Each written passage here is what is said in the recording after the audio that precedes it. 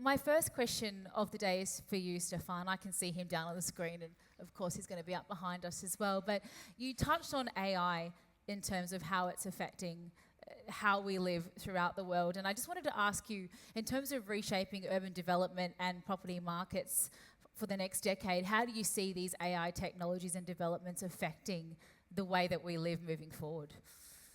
Yeah, thanks for the great question. And Kate, thanks for a fantastic presentation. I'm sorry I couldn't be there with you in person. What a hopeless pair we make. Me with man flu and you with a broken knee. And we need to, when we go to New York, we need to put on a better show for our audience. So look, I do believe AI is going to be hugely, profoundly impactful in the urban sector, everywhere. I think some of the opportunities, one would be around development assessment and the ability for us to use AI to massively speed up development assessment. It's one of the keys to solving the housing crisis and accommodation insecurity, is speeding up the rate at which development can get assessed and approved if it meets the local council requirements. And that is a perfect application of artificial intelligence. Artificial intelligence, though, can help us envisage, model, create cities and respond to the sort of thing that the challenge that Kate's given us around radical planning is a great one. AI gives us this enormous new ability to visualize, simulate, and do the what ifs on our cities. We can create a city and we can, for the first time, do pretty accurate modeling of not just how all the infrastructure responds, but how the people might respond and behave. And that's one of the real powers of deep learning and machine learning, is its ability to predict and model what might happen under future scenarios.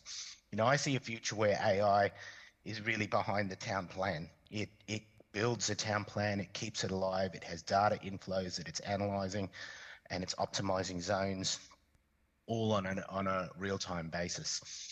So I think those are some of the ways it will change. But if my suggestion to firms here would be that you want to start building out a long list of AI projects or use cases, and go to a short list and a shorter list, and then start trying with AI. Start doing stuff with it to see what's possible. Choose the low-hanging fruit. Use the new thing to do old things, and then once you've gotten used to it, use it to do new things as well. But this is going to all happen pretty quickly.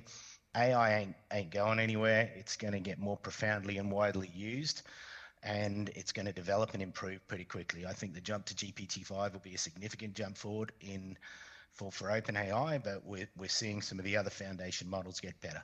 Lastly, you know, I've put out another report at SORO on AI foundation models, and we're having active discussions internally about, our view is every industry sector, health, education, construction, town planning, is supported by a suite of foundation models, the same as the ones I showed you, but these ones might not be large language models. They have different data inputs and provide different outputs, but they support wide-ranging downstream tasks. So it's almost like a set of foundation. In another 10 years' time, when we're having this conference, behind the scenes, there's a set of foundation models that's powering all of your jobs and that you're interacting with on a regular basis. I think that's the future we're heading towards. And Kate, you've been working in this industry for over 25 years. You've seen a lot of trends come and go. AI is here to stay, as Stefan rightly mentioned. How has it influenced the way that you attack your job as well, and what have you seen the biggest innovations, I suppose, as a result of AI coming in and, you know, being such a massive factor in everything in terms of urban planning now? The scariest thing is I should really update my CV, because I've actually been at work for 35 years. Don't even know how that can be possible. And I've gone through a lot of change in that time. And I was telling the story the other day that when I first went to work, I used to write 5 letters a week. That was what I did. I thought I was quite stressed. And then the fax came along. And in fact, that was handwrite, because it went to a typing pool, and then it came back and you signed it, and it went in an envelope. And that was all I did in a week. And then we got a fax machine, and suddenly it was 5 issues a day I was dealing with. And then we got a computer, and it was 5 issues an hour, and, you know, now it's in your phone and it's everywhere you go. So I think all change is quite confronting. And when I look back across my life, I realize how much productivity has been both wasted and gained through digital technologies. And one of the things I think is most challenging at this point in time, but which doesn't totally answer your question, it actually builds on Stefan's, sorry, bad panelist. It's fine. But I think we're in danger of creating a 2-speed citizenry and a 2-speed industrial strength profession, because we'll have people who know how to embrace it and people who've got no clue what it's about, and people who are frightened of it and people who are excited by it. And we really need to work on the culture and the capability as much as the hardware and the software, because otherwise we're just not going to be able to harness it and use it for its best. And when I think about the optimized use of AI in my own world, it's not about ChatGPT writing my report for me. I would be actually quite horrified if ChatGPT could write a better report than I can. But it's about finding the sources of information faster, processing data inputs more quickly, converging more forms of information to create different forms of insight that create new forms of value. It's difficult to predict what that will look like because we don't know, and that's the beauty of the future. But having a workforce and a population that's more agile, accepting and open to those changes, I think is critical. Oh, change is happening at such an exponential rate. I can only imagine the kinds of issues that are affecting planning, which didn't exist obviously when you first started your career 35 years ago. My apologies. And no, that's we're all adapting and trying to innovate as quick as we can. But Stefan, I wanted to ask you, in terms of these critical megatrends that CSIRO have been researching and staying abreast of, considering how many property developers we do have in the room with us here, what are the biggest megatrends you think that they should be specifically aware of, and how can we be best preparing for those as they change?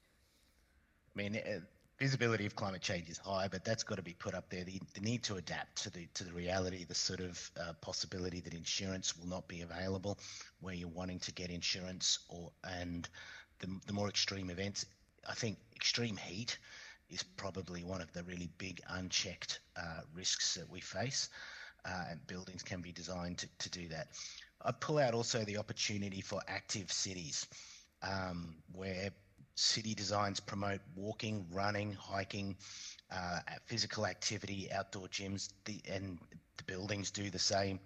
There's just, it does strike me when I look at all the stuff we've worked on for the past 15 years, exercise is just this massive way of improving the quality of life of Australians, and we don't seem to be getting there. And even though I love watching the Olympics, but we find that it doesn't translate. We did a study on this, and when we see our gold medalists up there, it doesn't mean we get off the couch. We sort of stay there longer. It's not the right policy intervention. I think a lot of the interventions are in the room here, where people who build our cities can respond to that. And I think, the car's been such a disaster for human health and well-being in our cities. I think is one thing I'd call it, something radical. And as I was listening to Kate's presentation, I was sort of thinking, we sort of get into momentum around things, and cars is one of those things. There's massive roadworks going on all around where I live. And the more we spend on the roadworks, the more we want to drive, the more we're committed to this. And if you look at the costs, the financial costs, and then all the traffic accidents we have, and all of the health implications by not moving our bodies, it's massive. But we're kind of caught in this, and this is where to my mind, the radical planning philosophy needs to. So I'd pull that one out as well around health and physical activity in our cities would be something. There's sovereign capability is also not to be underestimated. I'd say if the South China Sea shuts down, we feel it really intensely in our construction sector. And which cities are leading the way for you, Stefan, in your research? I find it hard to pull out an individual city that overall there's parts of it that's doing well, other parts might not be doing so well. Can I defer that one to you, Kate? You travel more than me. You're way more worldly than me, and you would know the answer. You're such a smooth talker, but you knew I knew the answer to that because Stefan and I had never met, and then we presented twice together in the last 2 weeks, so that's a bit of a weird coincidence. So I think there are some cities doing some things extremely well, and almost no cities doing everything extremely well. So it's really hard to go past Singapore. They have such an intentional long-range decision-making mentality. So not just the fact that they invested in the MRT when everyone was telling them the bus would be fine, but the fact they put the land use optimization around that, the fact that they were already a sponge city, the fact that they've always invested in education to power economic transformation and transition. I can't go past that. But I also look at cities like Vienna, who've taken a centuries worth of very enlightened attitude to housing as social infrastructure. I think about London and the deliberate decisions that they've made around energy transformation and emissions policy. And then I also think about places like Boston, who had been overtaken by other pretender cities in the US, but really rebooted their economic diversification strategies. So, I look at those and I find them interesting. But the thing we have to remember is that megatrends are they have a long gestational period, and addressing them can have a really long tail as well. So we can make a decision today that takes 10 years to materialize, and we want instant gratification, and that makes it very difficult because it's like, oh, it's not working, give up, that's useless. No, it might take 10 or 15 years to work. So we've got to be mindful that these are not quick fixes. Yeah, a generational thing too, isn't it? I think as things progress, we sort of find that, the younger generations as well, that instant gratification is kind of part of our genetic makeup almost in a way. If it doesn't work straight away, it's no good. But I want to throw it back onshore as well, to specifically Australia, because we've got a question from the floor here saying, are there any radical planning projects that you're particularly excited about happening in Australia? And if not, what stops us from progressing them? Honestly, I think we're lazy. And I've said this many times, so it's not a surprise to most people. We have a lot of land. We have a quite nice climate. We are a relatively safe, democratic place with a reasonable health and education system, and we're quite lazy. I think that some of the transport things that they've done in New South Wales are pretty epic. And I think projects like SRL and the high-speed rail, which are poo-pooed widely today as unnecessary. Official terminology. Yes, sorry, they are. I can't think of a better word than that. People don't like them, and they don't think that they represent good value for money. And maybe they don't in today's terms, but in 50 years' time, we'll wonder how we did without it. And if we want to get rid of cars, we have to make sure that we've got those orbital transit systems, and we've got to make sure we have mid-tier transit systems and active transport networks. Otherwise, we are dominated by cars, and we cannot change that. So I look at those projects. I think they're very transformational. And a little bit more locally, I also think about the opportunity that the Olympics does bring to us, and the chance to make some different decisions. And we become very caught up in political machinations, where we should be thinking about what that transformation looks like and how we use this incredible one-in-a-generation opportunity to make that happen, not fighting about where we put a new stadium. I feel like we just need to get over ourselves and think about those bigger picture things. Yeah. Another question from the floor as well, I'll throw this one to you first, Stefan, is what policies and ideas have you seen to produce basic housing more efficiently, so faster, cheaper, more efficient, especially given these ambitious housing targets that have been set by the government now? Yeah, they are ambitious, and it's going to be hard to see how that many houses get built in the current environment, but it's still important we do it. Modular and prefabrication, I think, needs to have its time in the sun. Modular housing can really reduce the costs. Read a news article. And if you're in America, you can buy I think it's a $70,000 Australian house on Amazon. You just buy it, and it comes in a package, and then you put it together. I think more of that is needed. We do have Western Sydney has a pretty good industrial base for modular and prefab housing. With things like, I think it's called compressed laminate timber production with different materials that can be used at lower cost. I think we need to really put the focus on the supply side more on housing. We need, I don't know about all the subsidies, first home buyers and things. It's very politically popular, but I think they just push prices up even more. I think the actual solutions are more on the supply side and more on deeper innovations and R&D on the supply side. Really clever modular houses that can be built at low costs, plus ones that are climate resilient.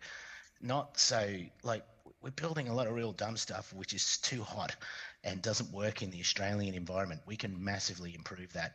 And then renovations too. So Ciro worked on a couple of places, I think up North Queensland, where we looked at simple things that could be done to a house to change its livability, where it was a hot, horrible house with high power bills. Knock out the front wall and the back wall, give it breezes, put in ceiling fans. They use so little electricity, they're passive. We can do a lot with an existing house. I think we need some more showcases for Australians too on how to take an existing house and really improve it for the climate you're living in. Can I add to that? I think there's a couple of other things we could also do. I look at some of the things they've done in London, and where you've got a transit-oriented development or where you've got a major urban renewal precinct, and we're looking at 25 to 45% social housing, not social and affordable. So for every development of more than 10 houses, there is an expectation you will deliver that. And the industry has had to recalibrate around it because that is the reality. And then I look at things like the Todd set, and I have to keep rereading it to make sure I'm actually seeing the right figures and thinking, this is our opportunity. The precincts that we've got, if we want to decarbonise, increase equity and build housing, we've got to embrace a different way of living, a new Australian dream that is a more dense, more urban, less carbon-intensive form of that dream. No, I know just personally we're embarking on rooming accommodation for the first time. We've got a double block in Morningside and Brisbane. We couldn't make it stack up with townhouses. The council kept pushing back. It ended up not being a viable project, but now with this legislation that's come in, we can do 2 houses with 5 self-contained 1-bedrooms apartment within, and we get the opportunity now to create more housing in an area that's really desirable in the middle of schools, so close to the city. Is that something that you see being, I suppose, sustainable in the future? Or? Absolutely. I think there are so many different kinds of innovation in housing, even just driving around the Gold Coast, but the projects aren't scaled and transferred. So, how micro home formats work, what it looks like to have temporary modular housing that you can move around a site when you've got a 25-year development cycle. Many of these things were not tremendous to look at, but they've been improved massively. And you can drive around other cities and see what's possible, but still we hold on to a 1/4-acre block. Urban infill opportunities, I think, are huge. And another question to you too, Stefan. There's one from the floor here. What would you say to those who fear that prioritising environmental sustainability over profit could be detrimental to business? Look, it might be a bit of a glib answer, but I don't necessarily see the two in competition with each other. If my house has solar panels, it will fetch a market premium that's pretty significant, like an extra 2 to 5%. I'm going to have to get the numbers, but a study done on Southport on the Gold Coast looked at how much extra people will pay for a house with solar, and it's significantly more, and it goes up as electricity prices go up, similar with battery-based systems too. I think that sustainable design, will pay, and it's a misconception that a energy efficient house has to cost a huge amount more than a non-energy. Like we know with bushfire designs, for example, there's some really innovative bushfire designs being put out by Australian architects that are quite lovely places. They don't cost a packet more to build. They can be resistant. I think it was BAL 40 or whatever the top fire resistance is. They can work in that fire zone, but they're not costing a huge amount more than existing buildings. So I don't know that sustainability and profits are in competition and either or as much. I think it's about innovation, being smart, way more clever about how we build, and then the two can come together. But yeah, I would think an energy efficient, beautifully built home for the Australian environment is going to sell better.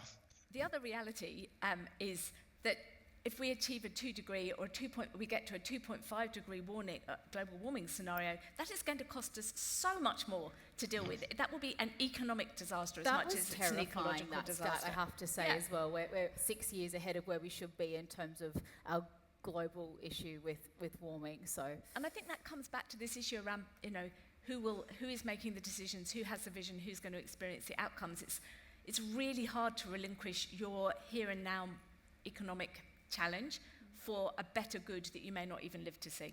Yeah, absolutely. And unfortunately, we're almost out of time, but I just want to ask one more question, pardon me, from the floor as well, Kate. This one specifically for you as well. And we're talking about transport in the networks of our Australian cities. We know if we want to try and reduce our carbon footprint, the less we can get people all getting in their own vehicles to be able to get around from A to B is incredibly important. Australia's a very large country. We know that it's difficult to get around. But the question specifically from the floor is, when you discussed your transport networks of Australian cities last year, have you seen any changes on that front? And how does transport fit into radical planning in your perspective? Transport is life, you know that. So I think 2 things that we could quickly mention. One is I'm hearing, particularly in New South Wales and in Melbourne, a far more enlightened discussion about it's not actually transport, it's what transport enables we need to focus on.